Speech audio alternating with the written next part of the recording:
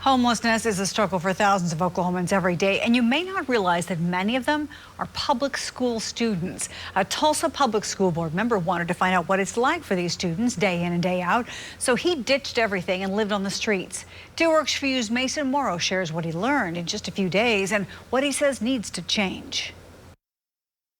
I learned the difference between sympathy and empathy. Homelessness is a problem that continues to plague students across the Sooner State. According to the U.S. Interagency Council on Homelessness, nearly 26,000 Oklahoma students experience homelessness in a school year, 1,200 of who have no place to stay. When I learned a few months ago that we have students at Tulsa Public Schools that are homeless, it really grabbed my attention. Dr. Jerry Griffin, a Tulsa Public School Board member, tells 2 Works For You about 500 students in the district live without stable housing. He adds there are possibly 500 more the district doesn't know about thanks to the pandemic. I decided I needed a deeper understanding. Dr. Griffin bought a raggedy old jacket, left his keys and wallet at home, and hit the streets to try to survive. He set out with a plan Friday to Monday to learn how to fend for food and warmth in downtown Tulsa.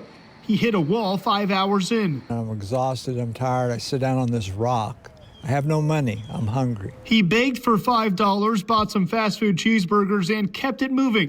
But when the sun went down, the freeze settled in. I didn't sleep a wink all night because it was so cold. My hands are still frostbitten from that. Dr. Griffin found a homeless shelter where he slept at night and starved his days away in the streets. If not for the kindness of some strangers, Dr. Griffin says, he wouldn't have made it to Monday. I'm just a rag right now. It's one thing to understand theoretically, it's another thing to walk a mile in your shoes. And he doesn't have any schoolwork to worry about. How are they studying English?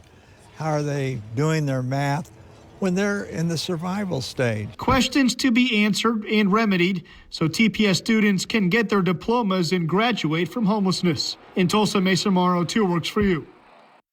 Dr. Griffin told us he wants to find a way for community organizations to adopt homeless TPS children and their families.